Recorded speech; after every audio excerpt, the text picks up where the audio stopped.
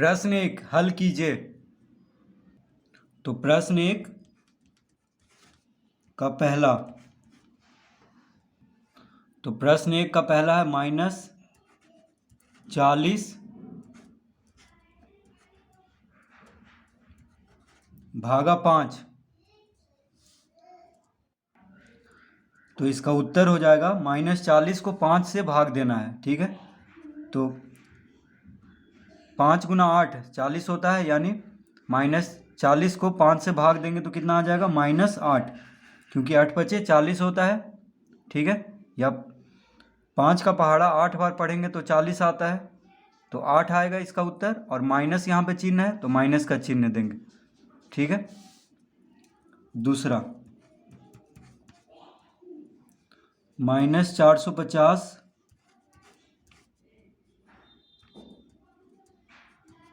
भागा 3।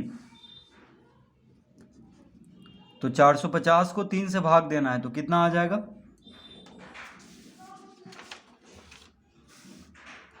तो 3 से 450 को भाग देंगे तो 3 गुना 1 3, 1 आएगा, 4 में से 3 गया 1, 5 उतारेंगे तो 3 बचे 15, शून्य है, शून्य उतारेंगे तो शून्य नहीं लगेगा, तो यहाँ पे भी शून्य देंगे, यानी 150। कितना आ गया 150। तो माइनस का चिन्ह है यहाँ पे, तो माइनस का चिन्ह उत्तर में भी देंगे, यानी -150 इसका उत्तर होगा। तीसरा -45 भागा -5। तो 5 45 यानी 9 बार में लगेगा। ठीक है, 5 से 45 को भाग देंगे तो 9 आएगा।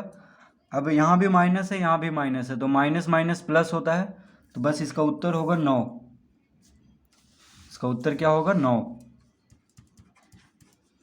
प्रश्न 4 -56 भागा -4। तो 14 चौके 56।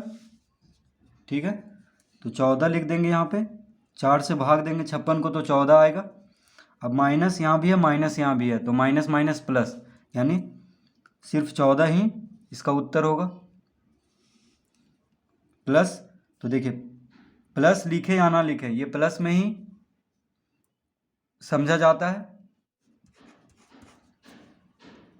प्रश्न 5 25 भागा 5।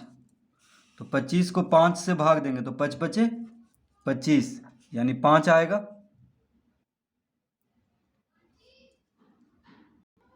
प्रश्न 6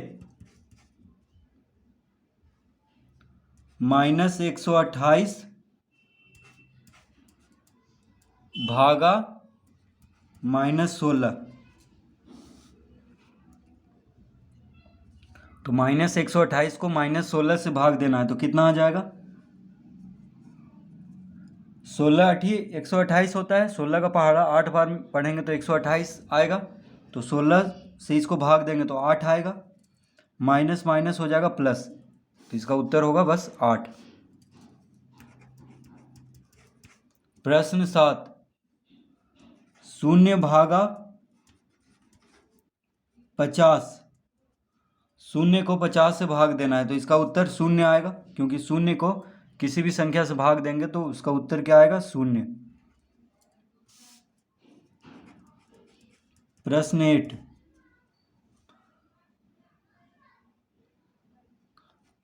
50 भागा 0, यानी 50 को 0 से भाग देना है।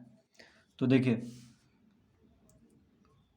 अगर किसी भी संख्या को 0 से भाग दे दिया जाए तो ये अपरिभाषित होगा, इसका उत्तर होगा अपरिभाषित, यानी इसका कोई परिभाषा नहीं है। ठीक है,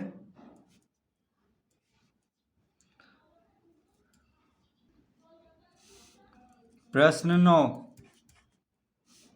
-80 भागा -80। तो 80 को 80 से भाग देंगे तो 1 आएगा, 80 गुना 1 80, माइनस माइनस हो जाएगा प्लस, यानी इसका उत्तर होगा 1। प्रश्न 2, निम्नलिखित गुणा की क्रिया को भाग की 2 प्रक्रिया में बदलिए। प्रश्न 2 का पहला, 5 गुना 8 बराबर 40। 5 गुना 8 बराबर 40। तो ये जो गुणा की क्रिया दिया हुआ है इसको भाग की 2 प्रक्रिया में बदलना है। तो इसको हम लिख सकते हैं, देखिए इसको हम लिख सकते हैं 40 भागा 8 बराबर 5, यानी 40 को 8 से भाग देंगे तो 5 आएगा। या इसको लिख सकते हैं 40 भागा 5, तो कितना आएगा 8, यानी 40 को, ये दोनों का गुणनफल है 40, ठीक है। तो 40 को 8 से भाग देंगे तो 5 आएगा, 40 को 5 से भाग देंगे तो 8 आएगा, ठीक है। तो भाग की 2 प्रक्रिया में बदलना था, तो इस तरह से इसको बदल देंगे। दूसरा, -4 गुना -6 बराबर 24। तो -4 गुना -6 बराबर 24,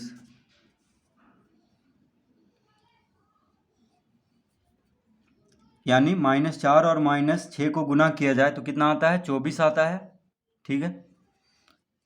तो भाग की प्रक्रिया में बदलना है, यानी 24 को अगर -6 से भाग देंगे तो कितना आएगा, -4 आएगा, ठीक है। 24 को -6 से भाग देंगे तो -4 आएगा, और 24 को -4 से भाग देंगे तो -6 आएगा। 24 को -4 से भाग देंगे तो -6 आएगा, ठीक है। तो इस तरह इसको 2 भाग की प्रक्रिया में बदल देना है। तीसरा में है -12 गुना 9 -108। -12 गुना 9 बराबर -108। तो -12 और 9 को गुना करने पे कितना आता है, -108। तो -108 को अगर 9 से भाग देंगे तो कितना आएगा, -12 आएगा, ठीक है। -108 को 9 से भाग देंगे तो कितना आएगा, 12, 12 नमा 108 होता है, ठीक है। या -108 को -12 से भाग देंगे, -108 को -12 से भाग देंगे तो कितना आएगा, 9 आएगा। तो इस तरह इसको हम लिख लेंगे। प्रश्न 4, -4 गुना -12 बराबर 48। -4 गुना -12 बराबर 48 ये दिया हुआ है, यानी -4 और -12 को गुना करने पे 48 आता है।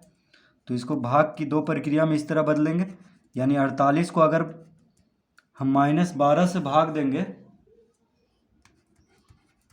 48 को अगर -12 से भाग देंगे तो कितना आएगा, -4 आएगा, ठीक है।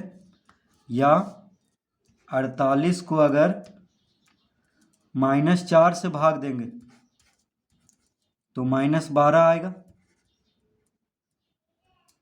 ठीक है। तो इस तरह इसको हम भाग की 2 प्रक्रिया में बदल लेंगे। प्रश्न 5,